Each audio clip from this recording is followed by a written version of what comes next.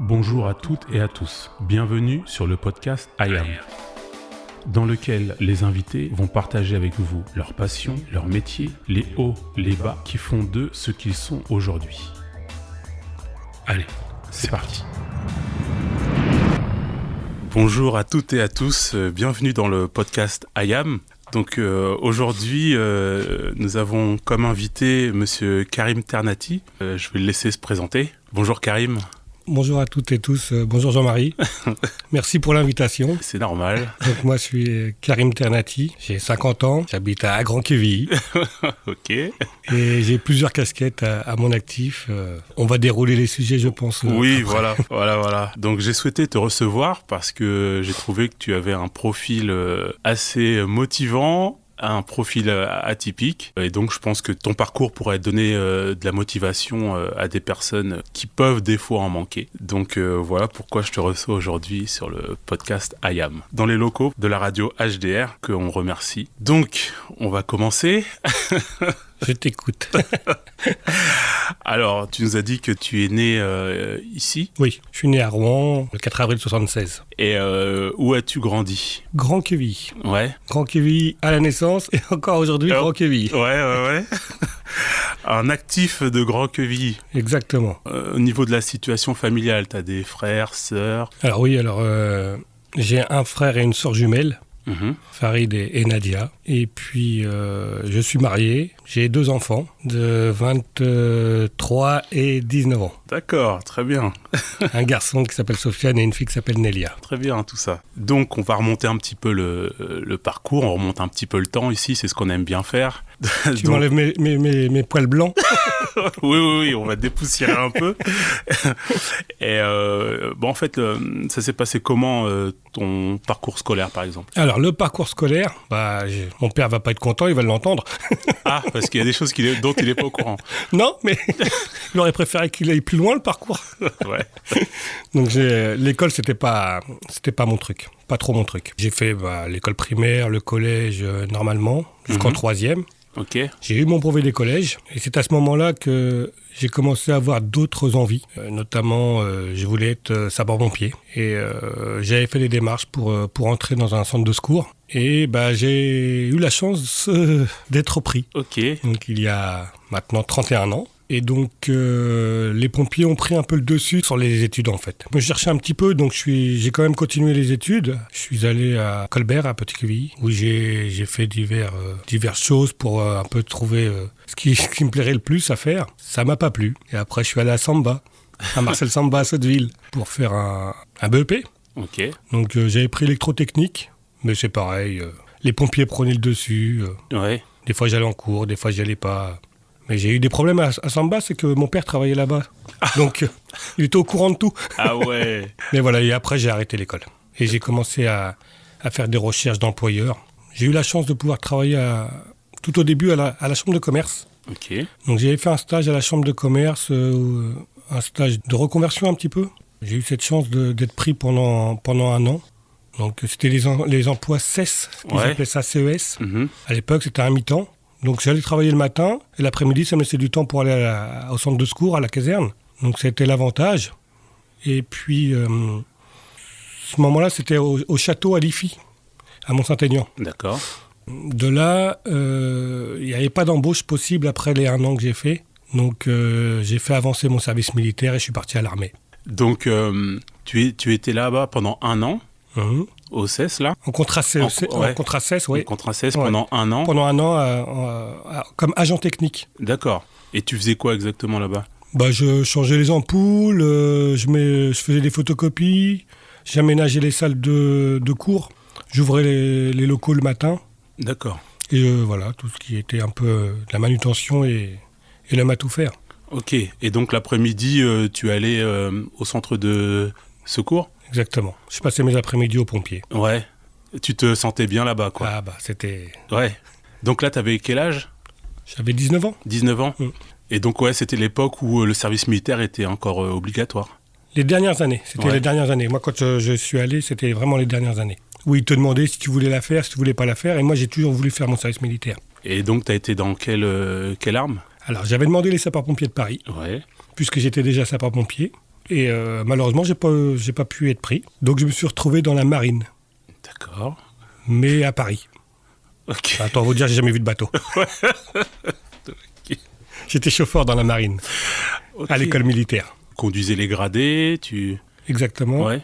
Et la chance que j'ai eue dans mon service militaire, alors où je m'éclatais, j'étais vraiment bien, même le service militaire, ça m'a plu. Je me suis pas engagé parce que, justement, j'étais pas chez les pompiers de Paris, ou peut-être qu'aujourd'hui, si j'avais été chez les pompiers de Paris, peut-être que je me serais engagé. Et en fait, j'ai eu la chance de pouvoir passer mon permis poids lourd, ce qui m'a aidé aussi derrière, vis-à-vis des pompiers, vis-à-vis de mes autres travails. Ils m'avaient demandé si je voulais passer le transport en commun également, mais il fallait que je signe un peu plus longtemps, et non, j'avais pas envie, en fait. Au démarrage, j'avais pas envie. Ouais.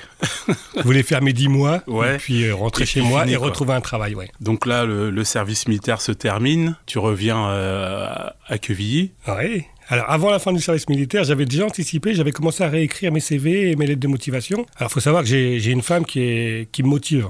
Okay. Elle me lâche pas comme ça. J'aurais pu rester tranquillement et ma femme me dit faut commencer à écrire, comme ça quand je sors de l'armée, en fait, j'ai pas de période de chômage et donc j'ai réécrit à la chambre de commerce. Et il s'avère qu'il recherchait quelqu'un pour le CFA Marcel Sauvage, donc pour faire agent technique aussi. Et donc comme mon année avant mon service militaire avait plu à tout le monde, j'ai été recruté à l'IFA Marcel Sauvage, à Mont-Saint-Aignan. Tu avais déjà laissé une bonne trace de toi et tout, c'est bien. Voilà, à l'IFA, j'ai fait 5 ans. Ah ouais. Avant d'être muté après sur le palais des consuls, donc qui est de la Bourse. Ouais, tout à fait. Où là, j'ai fait 15 ans. Ah ouais. Donc en fait, j'ai fait 20 ans de chambre de commerce. Ok. Et pendant cette période-là, tu étais toujours aux pompiers ? Toujours. Ok. Comme je suis encore aujourd'hui. Ouais.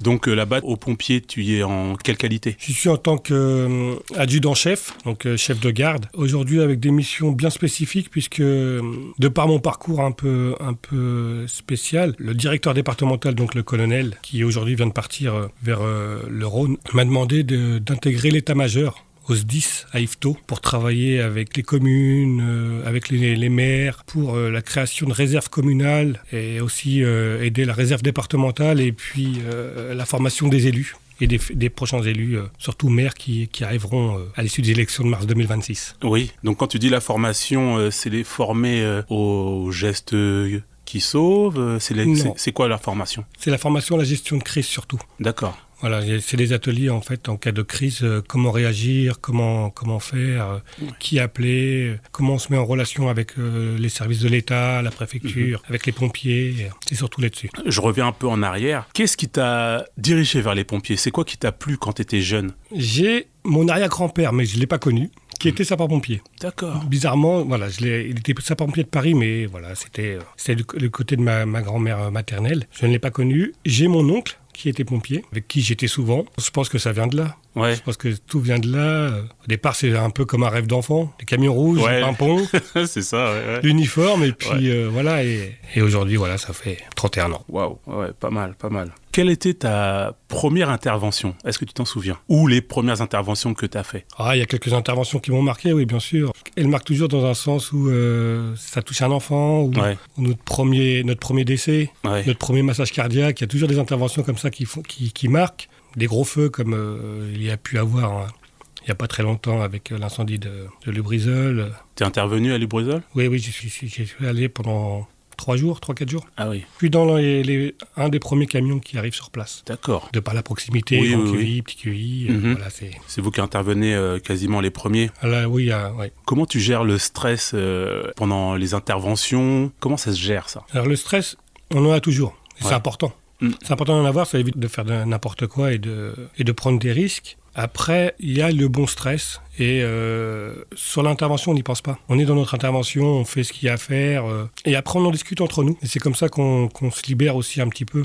Ouais. Des fois, on peut paraître aussi un peu jean-foutiste parce qu'on rigole d'une situation qui n'est pas du tout rigolote, mais ça nous permet peut-être aussi à nous de nous libérer de choses. Donc, quelqu'un d'extérieur pourrait penser qu'on n'a pas de cœur, qu'on n'a pas de... Alors que non, c'est pas du tout ça. C'est une façon aussi de nous vider la tête et de nous libérer. Mais il y a des interventions qui marquent et qui... Je me rappelle, j'avais fait un enfant et quand je suis rentré chez moi, l'enfant avait l'âge de mon fils. Quand j'ai vu mon fils, ça m'a fait drôle. Ah ouais. Et on pleure des fois. Ouais. On est humain. Donc ça, c'est peut-être plus des stress post-traumatiques, en fait. Exactement. Ouais. Ouais. Après, je pense qu'on en a tous. Oui. Ouais. Surtout nous dans notre métier où on voit des choses, des gens en grande difficulté et je pense que ça marque aussi. Ouais, en plus. Mais ça nous permet aussi de garder la tête sur les épaules et puis de se dire que voilà, il y a pire. En plus, c'est vrai que vous, dans votre métier, par exemple, vous pouvez faire une intervention, je sais pas moi, d'un enfant le matin, et puis l'après-midi, c'est reparti, donc il faut savoir tourner la page rapidement, je pense. Exactement. Si on reste bloqué sur une situation, je pense que c'est là qu'on commence à broyer du noir et puis à déprimer, je pense. Donc il faut vite passer à autre chose et l'avoir en l'esprit, mais vite passer à autre chose. Ok. J'avais vu dans un podcast que les pompiers, justement, comme tu disais, après les interventions, ils en parlent parce que, justement, la question, c'était est-ce que les pompiers ils vont voir des psychologues ou quoi ? Et en fait, lui, en tout cas, dans sa caserne, ils se réunissent et en fait, ils font des petites réunions et en fait, ils en parlent et justement, comme tu dis, après, ils dédramatisent certaines situations et ils se libèrent de ces situations. C'est exactement ça. Et on a aussi au service départemental des infirmiers, des psychologues, donc on peut à tout moment consulter. Là-dessus, je pense qu'il n'y a pas de honte à avoir. On est humain, comme je le disais, donc oui, c'est important de se libérer de ça aussi. Ne serait-ce que pour après, quand on rentre à la maison, ne plus être dans ses pensées et puis essayer de vivre normalement, quoi. D'accord. Comment les pompiers gèrent la cohésion d'équipe ? Alors, je dirais, aujourd'hui, les mentalités ont un peu changé. Ouais. Parce que le système change aussi. Et voilà, moi, je suis rentré en 95. Donc, en 95, il y avait un système qui était en place où le premier arrivé montait dans le camion. Il y avait des travaux à faire dans le centre de secours. Tout le monde venait. Il y avait une grosse intervention. Ceux qui n'étaient pas allés à l'intervention venaient donner un coup de main. Aujourd'hui, c'est mon point de vue. Je trouve que ça se perd un petit peu. Et nous, on a des longues carrières. Aujourd'hui, il y a des gens qui ont 40 ans chez nous à Grand-Quevilly, 30 ans, 20 ans. Je ne sais pas si ça continuera. Alors, je suis pompier volontaire. Donc, moi, je parle de mon côté sapeur-pompier volontaire où avant, c'était on y va tous et on y va. Aujourd'hui, il y a plus de mal. L'époque change, le monde change. Après, on a plus aussi d'interventions qu'à l'époque. Donc, il y a la fatigue aussi qui se met en place et le recrutement est compliqué. Alors tout le monde veut devenir pompier, mais dès qu'on comprend tout ce que ça met, la réalité du terrain, la réalité du terrain, les conséquences derrière, la formation, le temps que ça prend. Voilà, on est volontaire, on est rémunéré à la sortie et à un taux horaire. Il n'y a pas de fixe, il n'y a pas de voilà. Et donc on peut y passer 20 heures et puis comme 40 heures, comme 50 heures, comme voilà. Ouais, d'accord. C'est pas un travail. Faut pas prendre ça comme un travail et ça fait pas un salaire et ça nourrit pas une famille. Ouais, c'est plus par vocation, c'est plus par envie d'aider son prochain. Et puis de s'enrichir aussi. On apprend énormément.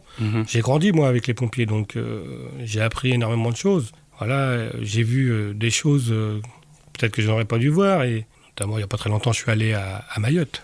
Donc voilà, donc quand on voit tout ça. On se rend compte qu'il y a de la misère et que voilà.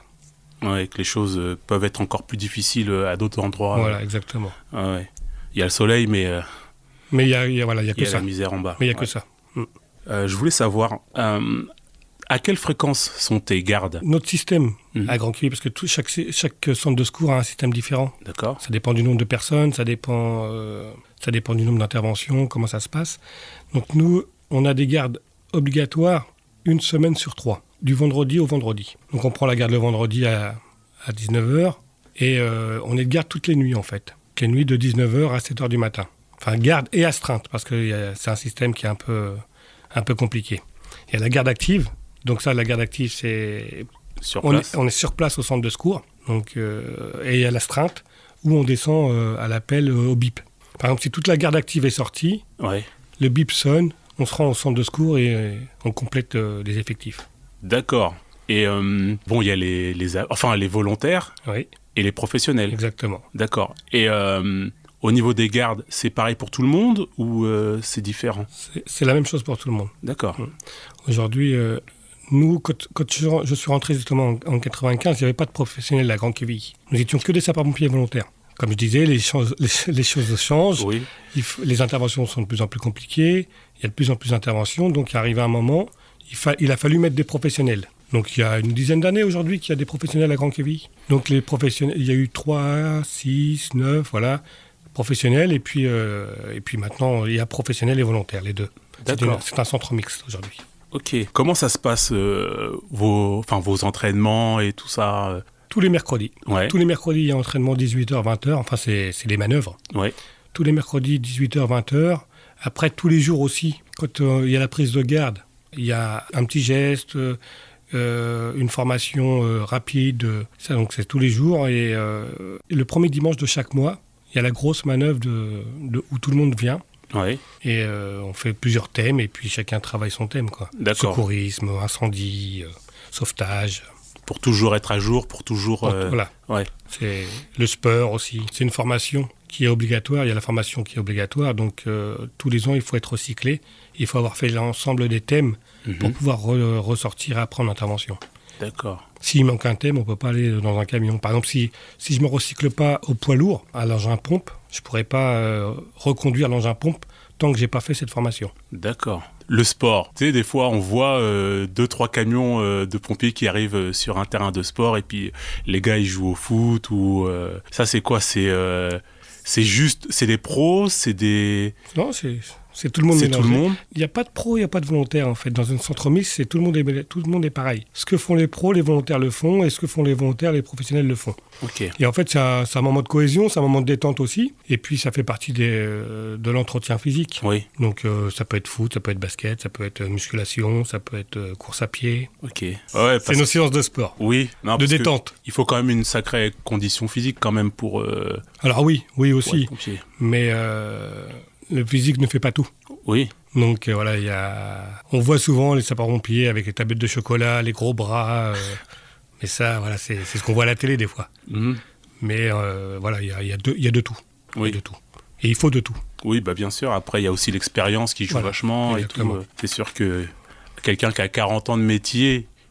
Et qui a un peu de ventre et qui ne court pas plus vite qu'un petit jeune de 20 ans, il sera toujours utile et important dans l'intervention. Oui. Sur l'intervention. Est-ce que tu as quelque chose à rajouter sur ta casquette de pompier ? Non, j'invite les jeunes qui n'osent pas parce que moi, voilà, j'ai sauté le pas aussi parce que je connaissais du monde. Donc ça aide. Mais je pense que quand on ne connaît pas, on a du mal à franchir la barrière d'un centre de secours pour vouloir avoir des renseignements. Sachez que voilà, faut oser. On recherche beaucoup de sapeurs-pompiers volontaires. Et qui sait, après, ça peut devenir aussi des sapeurs-pompiers professionnels, ça peut devenir des sapeurs-pompiers de Paris, ils peuvent devenir des sapeurs-pompiers de Marseille, des marins-pompiers de Marseille. Donc voilà, faut oser, faut y aller. Pour les jeunes, moi je dis, voilà, faut pas être timide. Et aujourd'hui, il y a beaucoup un peu de caravanes aussi qui passent dans les villes ou dans les centres de secours, justement pour inciter les gens au recrutement. Oui, il y a des journées Il y a des journées, voilà, portes ouvertes. Ouais. Faut oser venir à la rencontre des pompiers.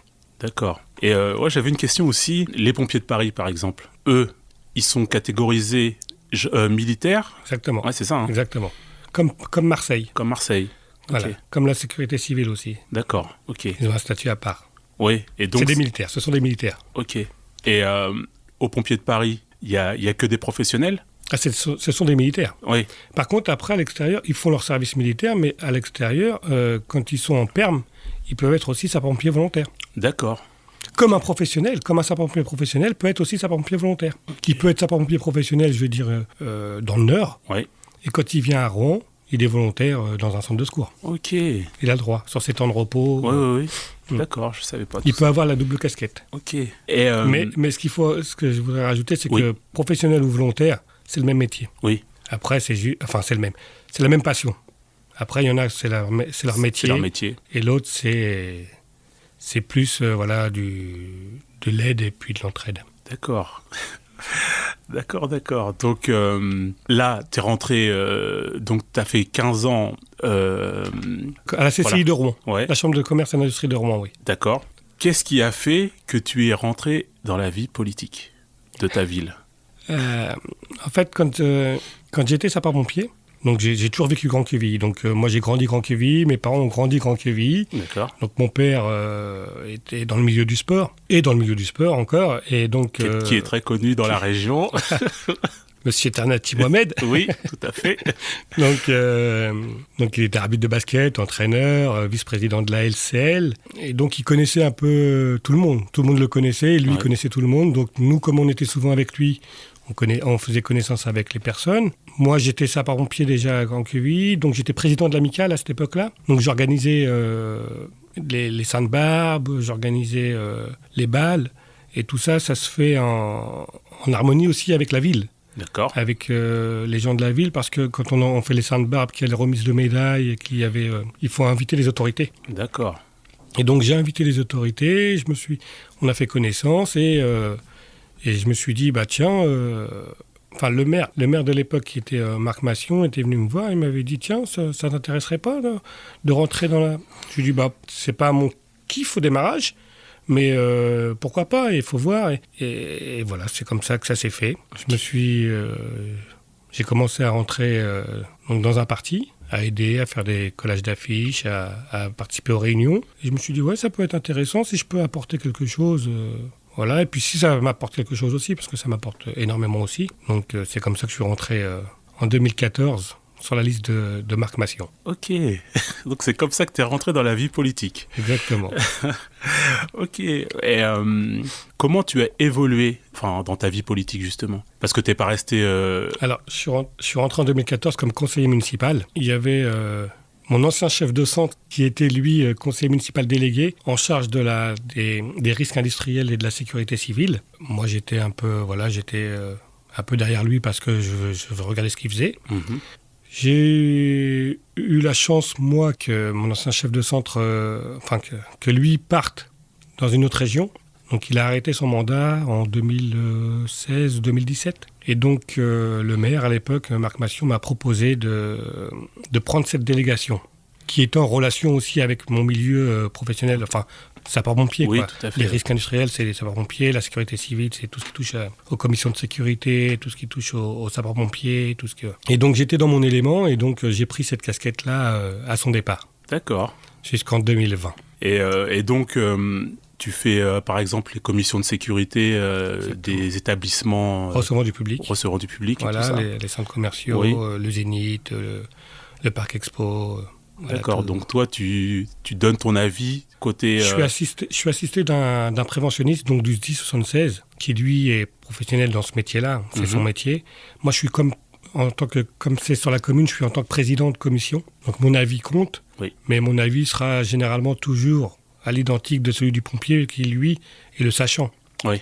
Donc, et puis, on était aussi suivi de la police. Selon l'endroit, si c'est un collège ou un lycée, soit du département, soit d'une personne de la région. Si c'est un bâtiment qui appartient à la métropole, d'une personne de la métropole. Voilà, c'est tout ça. Ça forme une commission. Une commission, oui. Et on donne un avis sur... favorable ou défavorable. Favorable ou défavorable selon l'établissement. Donc ça peut être établissement de nuit, ça peut être collège, ça peut être... Exactement. Alors sur Ronqueville, il n'y a pas d'établissement de nuit, mais il y a les collèges, les lycées, les écoles. Il y a, comme je disais, le Zénith, le stade de foot. D'accord, oui. L'UFCR. Oui. Voilà, quoi, c'est tout ça, c'est tous ces établissements-là. Des commerces, la centre commerciale Hyper-U. Ok. C'est intéressant.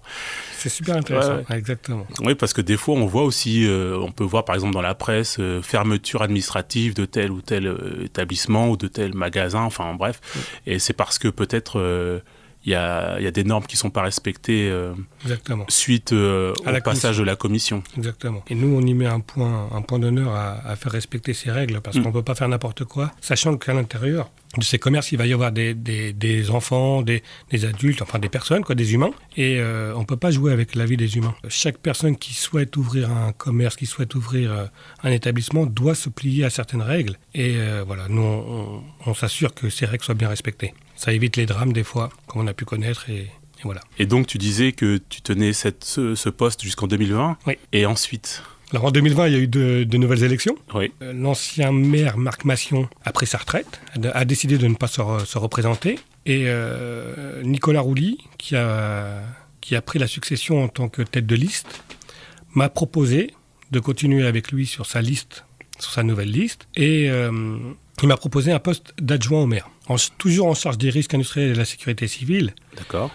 Sachant que à ce moment-là, la sécurité civile prenait de plus en plus d'ampleur suite à l'incendie de Lubrizol qui a eu lieu en 2019. Et donc il a voulu marquer le coup et faire en sorte que ça devienne une vraie délégation et une vraie source pour les citoyens et la ville, quoi. Et donc il m'a proposé de repartir avec lui, et après il m'a proposé d'être adjoint au maire en charge des risques industriels et de la sécurité civile. Eh ben, pas mal. Pas mal. Beaucoup de responsabilités. Ah, par contre, oui. Alors je pense que les responsabilités sont les mêmes à chaque fois, mais aujourd'hui, j'ai un pouvoir de délégation, j'ai un avis qui compte énormément, et c'est à moi aussi de faire en sorte que la ville soit bien représentée et soit au top de ce côté-là. Oui, c'est super important. Sachant que le risque zéro n'existe pas, mais les relations avec les industriels est importante. Sachant que Grand-Quevilly, on est quand même une des communes où il y a plus de risques industriels, d'usines, dites Céveso, donc on ne peut pas jouer avec ça, quoi. Donc là, en fait, ton expérience de pompier, elle est directement liée avec ton poste à la mairie. Exactement. Et c'est quoi tes missions en tant qu'adjoint au maire ? C'est de représenter la ville déjà dignement, de la représenter aussi dans les instances et puis dans les associations avec lesquelles on adhère. Parce que la ville, comme je disais, le maire a mis un point d'honneur à faire que la sécurité industrielle soit une des priorités de son mandat. Et donc, on a adhéré à diverses associations sur Paris, dans la métropole aussi. Et donc, je représente la ville dans ces instances. D'accord. Donc, je me retrouve dans des réunions des fois où... toi, tu es le représentant de la commune. De la commune. Exactement. Après, mon rôle, il est aussi de veiller au respect des normes avec les industriels, que les industriels respectent leurs engagements aussi vis-à-vis de la population. De former aussi éventuellement les populations qui le souhaitent. Alors, on a fait des ateliers de gestes qui sauvent de 2 heures qui ont été mis en place gratuites, qui ont été mises en place mais qui sont gratuites pour l'habitant. C'est la ville qui paye. C'est des ateliers de 15 personnes à peu près, où ils apprennent à se servir d'un défibrillateur, où ils apprennent un massage cardiaque, à appeler les secours. Ouais, c'est super important. Et à se protéger vis-à-vis des industriels aussi lorsqu'il y a un problème quelconque. Oui, c'est super important, parce que c'est vrai que vu les désastres qu'il y a eu, que plusieurs personnes soient formées, ça peut sauver beaucoup de vies en fait. Plus il y a de gens formés, mieux ce sera. Ouais. Pour moi, c'est encore que mon avis. Je pense que dès l'école, on devrait apprendre déjà le secourisme, les premiers gestes, les numéros d'urgence, comment se protéger, comment alerter les secours. C'est le fameux PAS, protéger, alerter, secourir, c'est ça. C'est important. Mais c'est important. Je pense que dès le plus jeune âge, on devrait l'apprendre aux gens. Alors, c'est ce qu'on essaie de mettre en place aussi avec des ateliers de la ville. Et notamment dans cette mandature, on a créé une réserve communale. D'accord. Donc ça a été une de nos premières missions aussi, de créer une réserve communale avec des habitants volontaires qui le souhaitaient. Ils se sont inscrits sur le site de la ville, et puis aujourd'hui, on est une des plus grosses réserves communales de la métropole de Rouen. Ah oui, donc il y a beaucoup de personnes qui ont répondu à l'appel. On a commencé à 110, après on est descendu à 80 vraiment inscrits. Aujourd'hui, on est 70. 70 personnes sur qui on peut compter en cas de problème particulier. En fait, ils viennent en appui et en soutien au service de la ville, au service de secours, notamment lors d'inondations, de tempêtes, de neige. Alors, ils ne sont pas là pour prendre le travail des pompiers ni des agents de la ville. Ils sont bénévoles et ils viennent en appui. Par exemple, quand on met un agent de la ville à déneiger devant une école, on peut mettre 2 réservistes avec lui.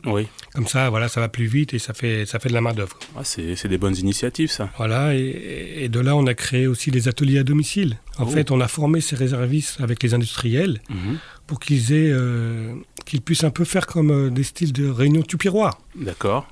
Au domicile des gens qui le souhaitent, pour savoir comment on prépare un kit de survie, qu'est-ce qu'on met dedans, comment on éteint une VMC lorsqu'il y a un risque technologique dans l'air, comment on se protège, qui on alerte, est-ce qu'on doit sortir, est-ce qu'on ne doit pas sortir. Voilà, c'est des petits conseils comme ça qu'on donne aux habitants qui le souhaitent. Donc celui qui habite Grand-Quevilly qui le souhaite, il se rapproche des services de la ville, il dit voilà, on est 10 personnes, j'ai 10 copains, copines qui sont avec moi, d'un même immeuble, d'un même quartier. Et puis, j'aimerais organiser une réunion avec les réservistes. Et on met ça en place et puis on va chez eux. On se déplace et puis voilà. Et comment vous faites vous passez par un média, pour propager cette information et ce genre de formation. Alors, nous, la ville organise beaucoup d'événements. donc nos forums des associations, les fêtes de quartier. Et donc sur chaque événement, on a un stand réserve communale. Et donc on va à la rencontre des personnes. C'est comme ça qu'on a débuté la réserve communale. En fait, c'était en 2020 au premier forum des associations qui avait lieu en septembre. Après, donc on a été élu au mois de mars. Et au mois de mars 2020.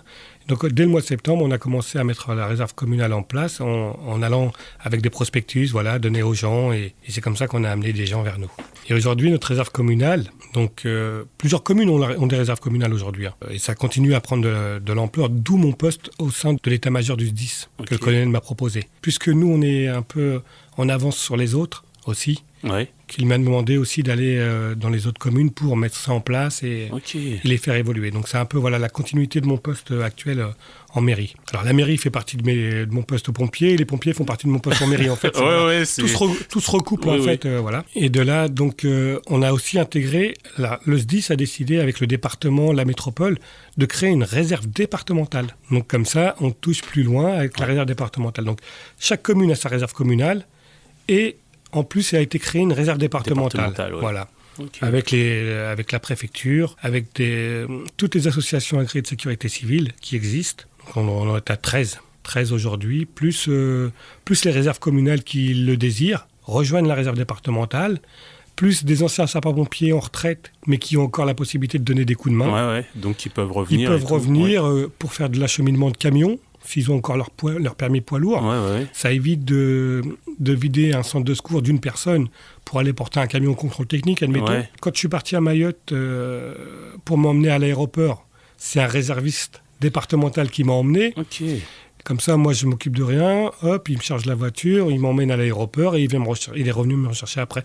Et c'est l'émission, un peu de bénévoles. Ça reste des bénévoles, mais ça rend service à tout le monde. Oui, c'est très utile. C'est très utile et ça rend service à tout le monde. Et puis, comme tu dis, ça évite de prendre quelqu'un qui peut être admettons utile sur je sais pas, une personne active, arriver, si on la sort du centre de secours, ça fait une personne en moins, donc on procède aussi à la formation des élus aussi, on a 6 ateliers, il y a plein de choses, la formation des étudiants, des élèves à l'école. Donc un peu dans la sécurité civile, on organise des exercices dans les écoles, on forme les professeurs avec l'éducation nationale, donc ça c'est dans la réserve départementale. D'accord. Ils forment les professeurs. Les professeurs, après, ils sont plus sachants. Avec les élèves, on fait des exercices. Et puis après, ça fait partie un peu... C'est comme ça qu'on essaie d'inculquer un peu la sécurité dans la ville.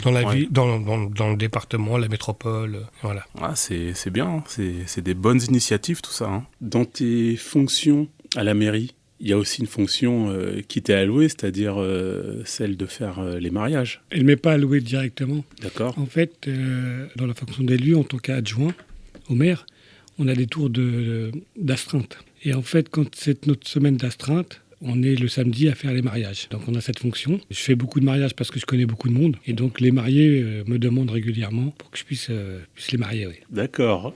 Bah oui, j'ai eu l'occasion de te voir officier. Exactement. Ouais. Exactement, lors du mariage de notre ami commun, Gourmaine. Gourmaine, exactement. Tout à fait. Et plus récemment, j'ai pu... et je pense que ça, c'est le plus grand souvenir que je vais garder de mes mariages, c'est que j'ai pu réunir, afin qu'ils se redisent oui, mes parents, pour leurs 50 ans de mariage, donc leur noce d'or. Waouh. J'ai fait ça il y a pas si longtemps. Et je pense que c'est un des plus beaux moments de mariage. Même si les autres sont des bons moments, c'est toujours agréable, c'est toujours sympa.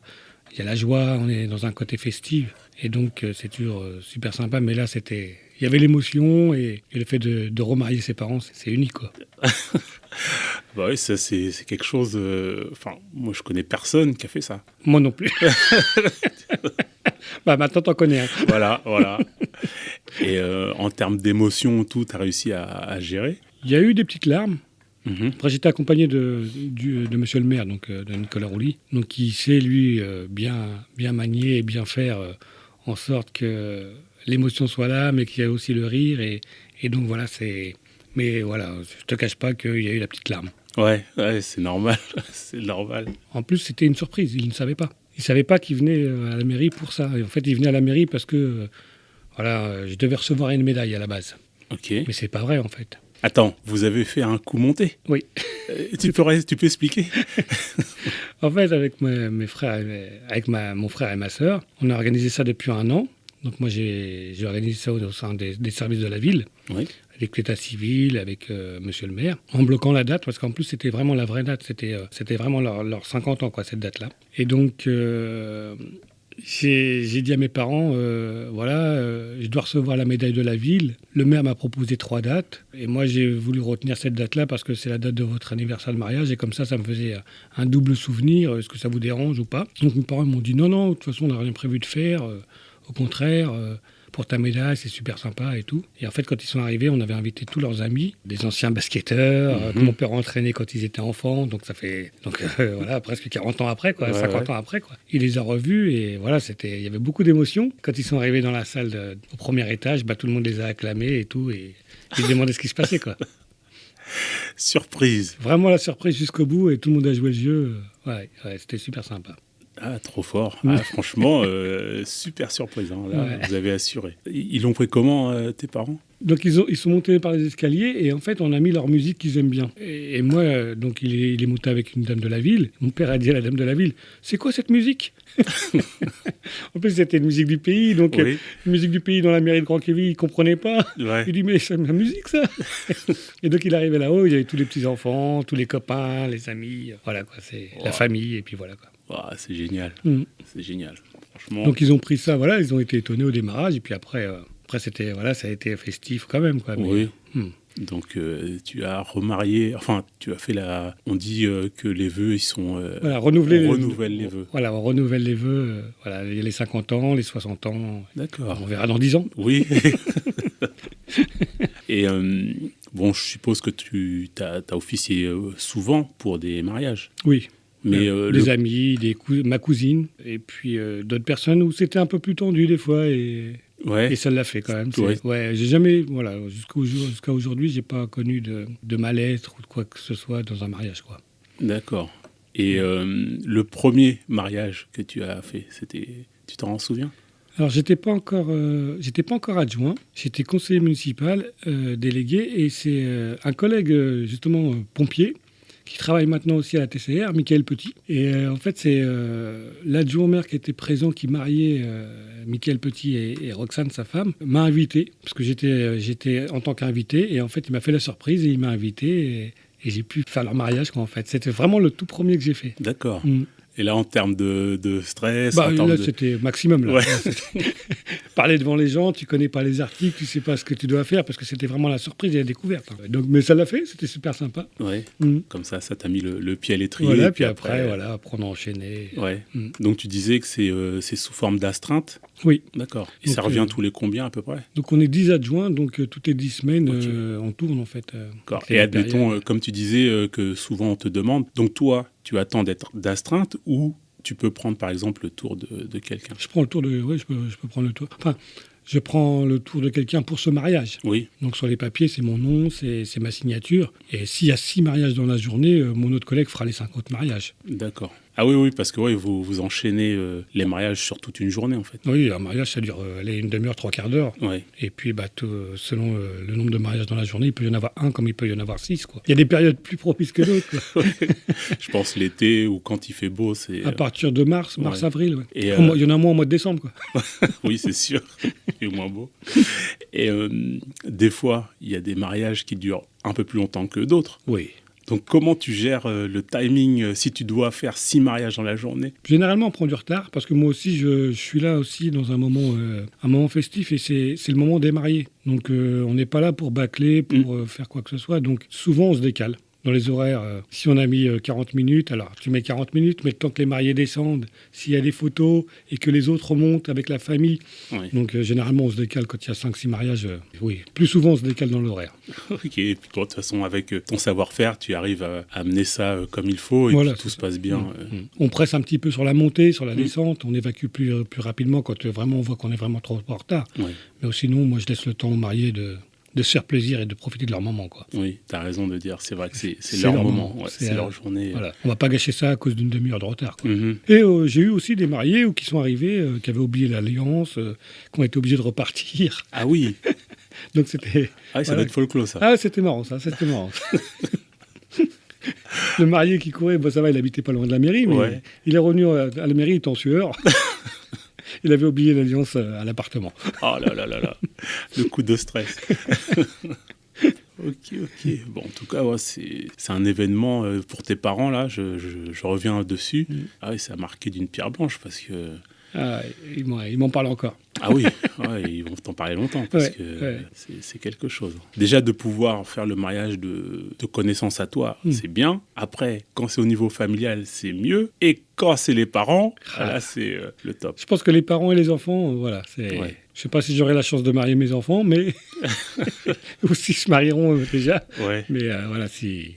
Je pense que ce sera des moments vraiment dans une vie d'élu qui marquent, quoi. Qui marquent, quoi. Donc, monsieur est au centre des pompiers, dans la politique. Et c'est quoi la thématique que tu préfères, on va dire, dans ton milieu politique ? Sur quoi tu préfères intervenir ? Je ne sais pas, par exemple, si c'est plus aller faire des formations dans les écoles ou... Je pense que le contact avec l'humain, je pense que le contact, même si aujourd'hui il devient de plus en plus compliqué, de par la conjoncture et de par les besoins et les préoccupations des gens aussi, et tout ce qui se passe aussi autour de nous, dans le monde. Je pense que ça devient de plus en plus compliqué d'échanger avec les personnes, mais c'est ce que je préfère quand même.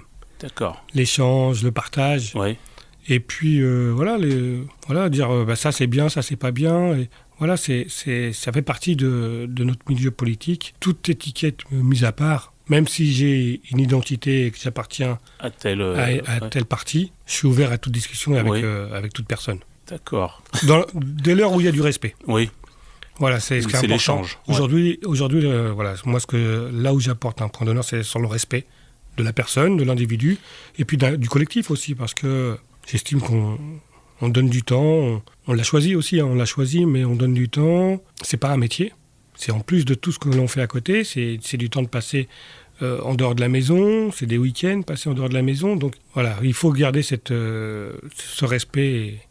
On peut tous dire, oui, moi aujourd'hui, je voudrais devenir maire. Mais est-ce qu'on est tous capables de le faire ? Ça, c'est autre chose. Ouais, ça, c'est encore autre chose. Ouais, voilà. Tout à fait. À côté de ça, il y a ton métier aussi au réseau Astuce. Ce qui donne à manger à mes enfants. Voilà. Donc, comment tu es rentré dans le réseau Astuce ? Est-ce que tu peux d'abord nous parler du réseau Astuce ? Alors oui, le réseau Astuce, c'est les transports en commun de la métropole de Rouen. D'accord. Pour tout dire, je suis rentré vraiment par hasard. Ouais. Par hasard, parce que, comme je disais, j'étais à la chambre de commerce, donc jusqu'en 2013. Après 20 ans, j'ai démissionné, parce que plus d'évolution, parce que bloqué par certaines choses, donc j'ai décidé de démissionner. Mais avant ça, j'avais fait via à l'époque, ça s'appelait pas le CPF, mais via ce système-là, j'ai passé mon transport en commun. Donc qui coûtait à l'époque, je crois, c'était 6 000 euros, je crois, transport en commun et FIMO. De ma poche, j'ai eu 500 ou 600 euros à sortir, donc j'ai fait ça. J'ai passé mon transport en commun, donc c'était en 99, je crois. 99. Ça remonte. Hein. Ça remonte.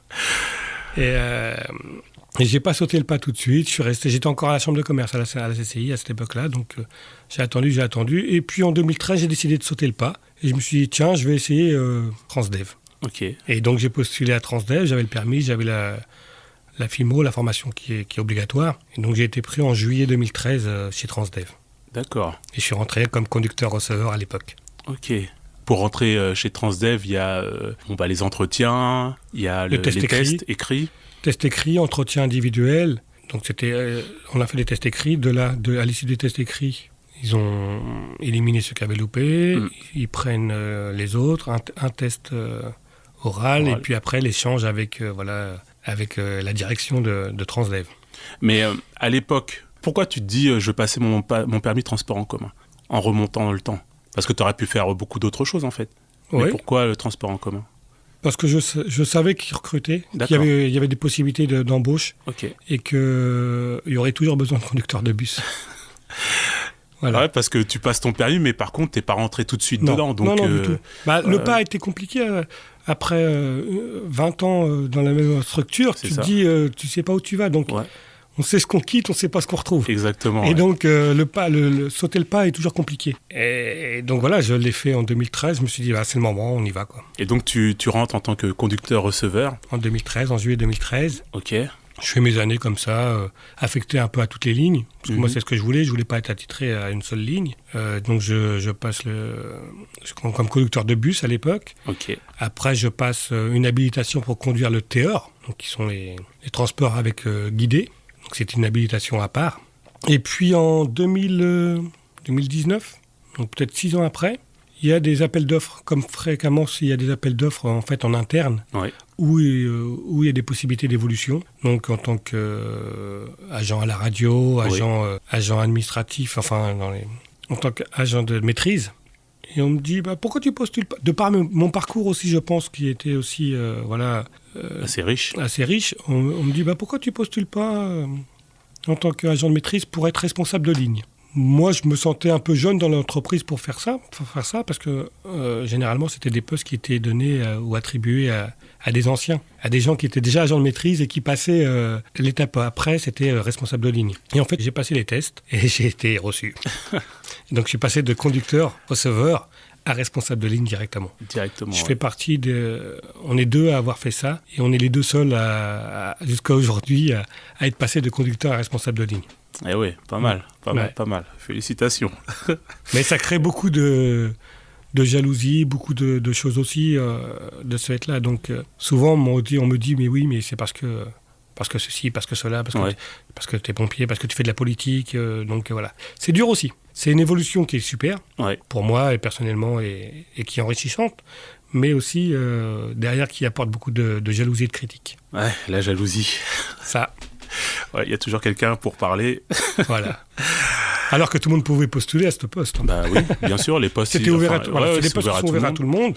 Dès lors où tu rentres dans les critères, tu peux postuler. Et là, il n'y avait pas de critères particuliers d'années d'ancienneté. Il n'y avait pas de critères particuliers il fallait avoir tant d'années d'agent de maîtrise pour pouvoir postuler. Donc voilà, tout le monde pouvait le faire. C'était ouvert à tout le monde. Et donc, tu as postulé et puis tu as été retenu. Voilà, on devait être 12 ou 13 à avoir postulé à cette époque-là. Ok. Et donc, toi, tu passes de conducteur où tu avais juste ton service à assurer à gérer une ligne en fait. Tu gères une ligne, tu gères des conducteurs. Ouais, exactement. Comment ça se passe ? J'ai une 60aine de conducteurs attitrés. Oui. On gère un pôle en fait. Aujourd'hui, je suis au pôle Montriboudet, au niveau du TER. Ma ligne attitrée, c'est le T2. Mais j'ai aussi des conducteurs qui conduisent le métro parce qu'eux, ils sont aussi multi-habilités. Oui, parce qu'il y a aussi une habilitation à passer si on veut conduire le métro. Exactement. D'accord. Habilitation que j'ai passée après avoir été agent de maîtrise. Parce qu'au départ, moi, je voulais pas conduire le métro parce que ça m'intéressait pas de m'enfermer dans une cabine et de couper ce lien, ce contact aussi avec les gens, le contact qu'on a dans les bus. Et donc, je voulais pas être conducteur de métro. D'accord. Donc là... J'ai passé l'habilitation parce qu'aujourd'hui, j'ai besoin de cette habilitation pour savoir de quoi on parle, comment on parle.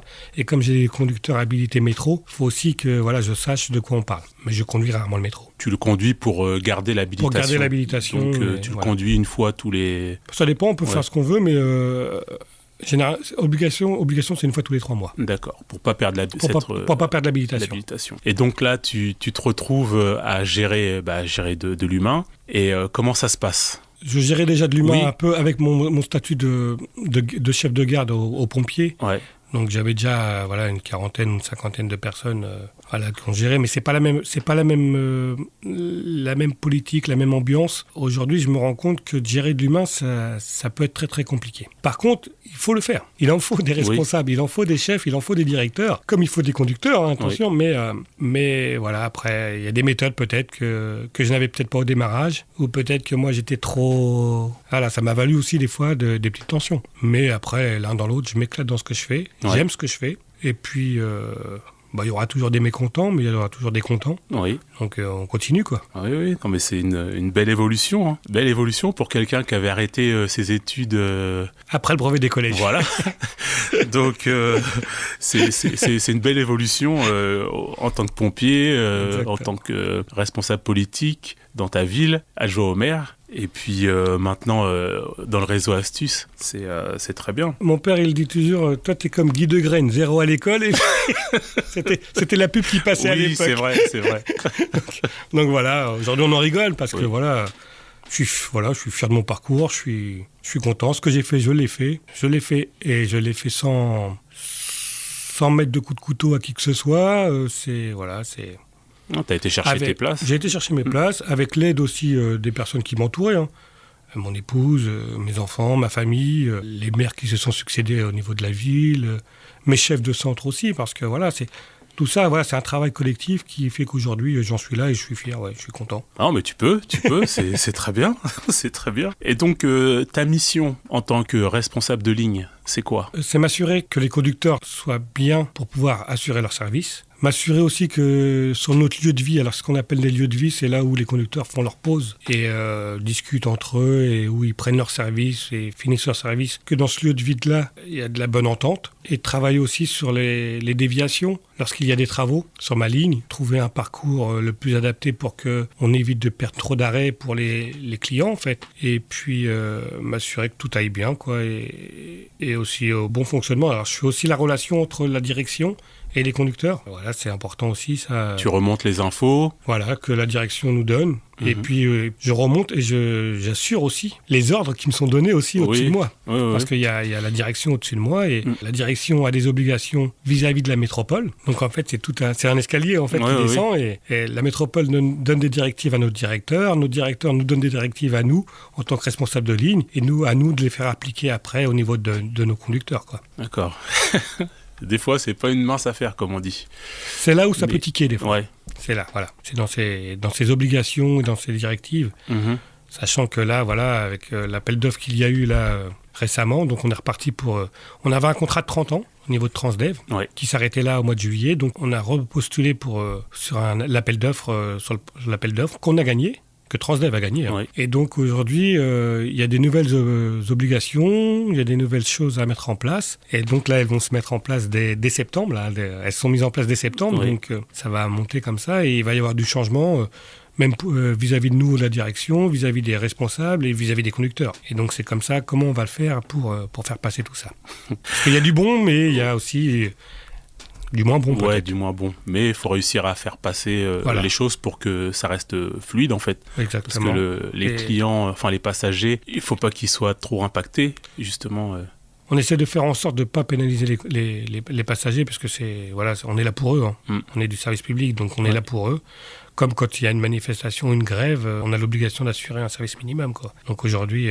Ce que je trouve dommage, c'est que beaucoup de personnes ne connaissent pas assez le métier et ne comprennent pas en fait les pourquoi du comment des fois, et on voit de tout sur les réseaux. Alors voilà, c'est ce qui est un peu frustrant parce que des fois le conducteur y est pour rien, un véhicule en panne ça arrive, des bouchons sur la route ça arrive, des fois 3 minutes de retard c'est pas grand chose dans une vie, mais on peut comprendre aussi que la personne qui a besoin de prendre son train et ils prennent un bus à cette heure-là et ils doivent arriver à cette heure-là. Maintenant, il y a des impondérables de la vie qui font que... Moi, j'ai connu des insultes pour 3 minutes de retard. C'est énorme et ça peut frustrer, alors que dans nos têtes et dans nos cœurs, on est là pour les clients. Oui, comme tu dis, c'est un service public. Exactement. Donc, faut que le service soit rendu. Exactement. Dans le meilleur des cas, on n'en fait pas exprès des fois de mettre un bus en panne et de ne pas pouvoir assurer son service. Le bus, il tombe en panne, quoi. Comme ça pourrait nous arriver avec notre propre voiture. Exactement. Donc, les pompiers, la politique, le réseau de transport en commun, comment tu arrives à concilier toutes ces activités ? Parce qu'il y a aussi, je pense que tu fais du sport aussi. Alors justement, j'ai mis certaines choses de côté. Parce qu'il t'arrive un petit problème. Parce qu'il y a un moment où je peux plus. Donc j'ai été président d'association aussi, j'ai été président de la section basket, mais dès lors où j'ai pris des responsabilités plus importantes au sein de la mairie, il a fallu que je fasse des choix. Et vis-à-vis des pompiers, pareil, j'interviens mais beaucoup moins qu'avant. Vis-à-vis du sport, donc j'ai arrêté la présidence de la LCL Basket et j'essaie de trouver un peu de temps pour moi pour faire du sport, mais j'ai de plus en plus de mal. D'où ma prise de poids. Donc puis il y a la vie de famille aussi, qui est importante. Exactement. Donc t'arrives à bien gérer tout ça, tu fais des concessions, Ma vie de famille passera toujours avant tout, comme ma famille passera toujours avant tout. Maintenant, c'est aussi un accord avec ma femme et mes enfants. Donc aujourd'hui ils sont grands, donc ça va. Enfin ça va, ils auront toujours besoin de moi quand même. Mais ils seront toujours prioritaires sur tout le reste. Sur tout le reste, ils seront toujours prioritaires. Maintenant, des fois, c'est vrai que ça peut, quand on décide d'aller à un endroit et puis que je dis, bah non, j'ai une réunion, je peux pas y aller, ça peut des fois créer des petites tensions au sein du couple. Mais jusqu'alors, ma femme a toujours bien accepté. Respect à elle. Pour le moment, voilà. Ah, puis en plus, elle est là pour te motiver aussi, des fois. Voilà, donc, exactement. Ouais. Si j'en suis là aussi aujourd'hui, c'est aussi grâce à elle. C'est bien de la remercier. C'est bien c'est important. De le préciser. Donc là, avec toutes ces activités et tout, il y a des compétences, je pense, que tu n'avais peut-être pas avant, que tu as développées. Oui, donc, oui, tout à fait. Quelles sont-elles à peu près ? Alors, beaucoup plus de relationnel. Ouais. Alors, chose où avant j'étais un peu plus timide, plus renfermé. Aujourd'hui, je côtoie des gens que je n'aurais jamais côtoyés dans ma vie. Je vais dans des instances ou dans des endroits que je ne serais jamais allé, comme l'Assemblée nationale, comme le Sénat. Et je rencontre des gens, des sénateurs, des députés, et on arrive à échanger et à faire plein de choses. Donc, choses que je ne me pensais pas capable avant. Ouais. Aujourd'hui, ça change, tout ça change. Et puis, les compétences, on apprend toujours en fait. Tous les jours, on apprend. Donc, j'apprends et je continuerai d'apprendre, quoi. Et donc, tous les jours sera un nouveau défi. Comme aujourd'hui. Oui. Encore une nouvelle... une nouvelle expérience. Une nouvelle expérience, voilà, que je partagerai avec mon réseau. Alors c'est bien. Donc, tu as développé beaucoup de compétences, tu es moins timide, tu t'ouvres plus facilement, tu prends la parole, tu bégayes pas. Moins.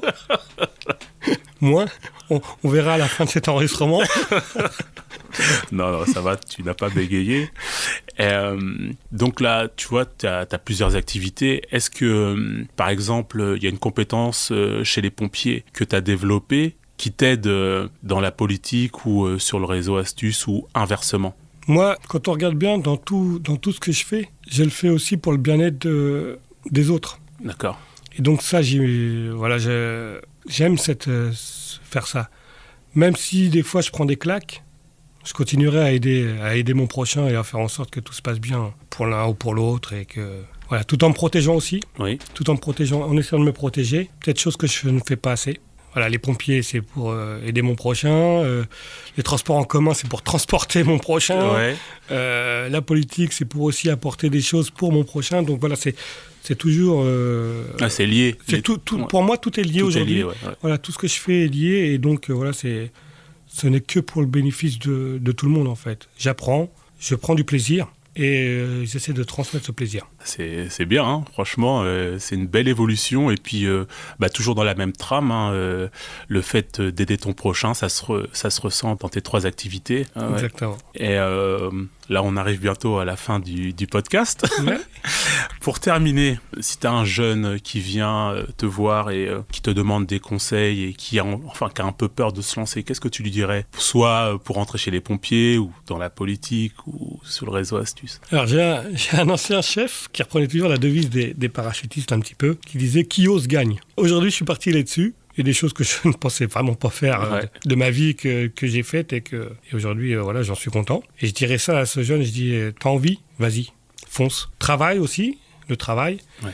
Alors, j'ai quand même un petit regret par rapport à l'école, attention, c'est pas parce que je suis pas allé à l'école que je suis content. J'ai quand même un petit regret, ça me pénalise quelque part aussi un petit peu, parce qu'il y a des choses que je n'ose pas faire dû à mon manque aussi d'expérience scolaire. Mais je me dis, c'est quand tu es intelligent, tu passes au-dessus de ça, et puis tu y vas, et puis tu fonces. Et l'école, le travail, la volonté, l'envie. Puis après, avec tout ça, je pense que... Et trouver les bonnes personnes aussi. Oui, bien s'entourer. Trouver les bonnes personnes. Je ne cache pas, quand j'étais jeune, je traînais avec des copains qui sont encore aujourd'hui mes copains, mais qui... Alors, ce qui me fait rigoler, c'est que j'ai des collègues, des copains qui étaient super forts à l'école. Et aujourd'hui, je les vois un peu traîner. Et moi, qui étais vraiment nul à l'école, aujourd'hui, je dis pas que j'ai une meilleure vie que lui, hein, attention, c'est pas ça que je veux dire, c'est que je m'éclate dans ce que je fais, j'ai un travail, j'ai construit ma vie, quoi, en fait. Oui.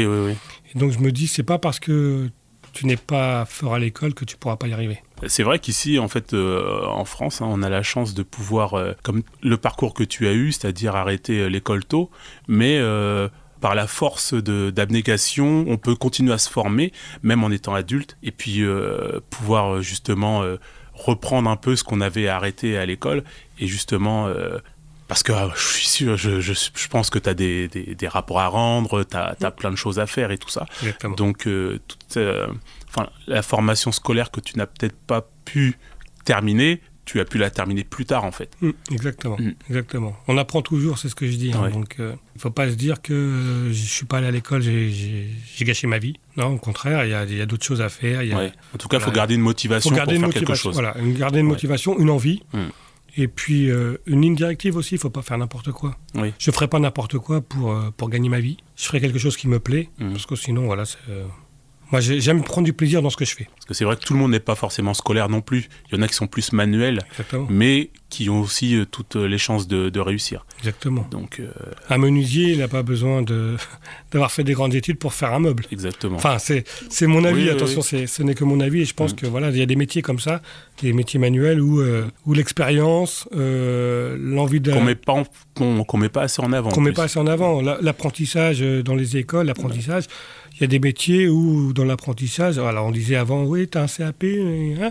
Aujourd'hui, je pense qu'un CAP de menuisier vaut plus que des études de menuisier dans une école où tu n'as pas vécu une expérience professionnelle dans la réalité des choses. Conduire des bus sur un simulateur, c'est pas conduire un bus en ville, quoi. Ouais, tout à fait. Donc, non, mais voilà, c'est les métiers qui font qu'il n'y a pas de honte à avoir d'avoir un CAP, et puis dès lors où tu as envie, puis que tu prends du plaisir, fonce. Eh bien, écoute, franchement, c'est une superbe expérience que tu nous as donnée. Tu nous as raconté un peu tes différentes casquettes, la façon dont tu gères ton timing et tout entre tout ça. Chose qui est pas forcément facile, mais maintenant, tu arrives à jongler avec tout ça. Ah, tu vois, quand je travaille du matin, après, l'après-midi, je suis en réunion ou je vais sur des manifestations. Voilà, c'est un peu... Voilà, mes journées sont un peu à rallonge, mais je m'éclate et je prends du plaisir à faire ce que je fais. J'essaie de faire plaisir aussi aux gens qui m'entourent, donc voilà, c'est super. Et puis, je te remercie de m'avoir invité pour que je puisse essayer de m'exprimer et puis raconter un peu tout ce parcours. Merci à la radio des Hauts-de-Rouen et puis pour l'accueil. Et j'ai pris du plaisir avec toi, Jean-Marie. Merci beaucoup. Ah, il n'y a pas de problème, il n'y a pas de problème. Et donc, le mot de la fin, pour toi, le futur, les projets... Alors, le futur, on arrive en fin de mandat au niveau politique. Donc, est-ce que je vais repartir sur la liste ou pas? Je ne sais pas. Aujourd'hui, au bout de 2 mandats, je ne sais pas si je continuerai. Je ne sais pas si le maire voudra aussi de moi sur sa liste. Je m'éclate, je prends du plaisir à faire ce que je fais. Ça me prend beaucoup de temps. Maintenant, voilà, c'est l'avenir.